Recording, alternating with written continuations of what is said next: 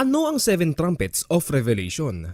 Nang hinipan ng unang anghel ang first trumpet ay umulan ng yelo at apoy na may kahalong dugo. Nasunog ang ikatlong bahagi ng mga punong kahoy at lahat ng sariwang damo. Nang hinipan naman ng ikalawang anghel ang second trumpet ay bumagsak sa dagat ang isang parang malaking bundok na nasusunog. Naging dugo ang ikatlong bahagi ng dagat. Namatay ang ikatlong bahagi ng mga nilalang na naroon. Nang hinipan naman ng ikatlong anghel ang third trumpet, ay nahulog mula sa langit ang isang malaking bituing nagliliyab na parang sulo at bumagsak sa ikatlong bahagi ng mga ilog at mga bukal. Pumait ang ikatlong bahagi ng tubig at maraming tao ang namatay pagkainom nito. Nang hinipan naman ng ikaapat na anghel ang fourth trumpet, ay napinsala ang ikatlong bahagi ng araw, ng buwan at ng mga bituin. Nang hinipan naman ng ikalimang anghel ang fifth trumpet, nahulog sa lupa ang isang bituin, nabiligan ng susi sa bottomless pit.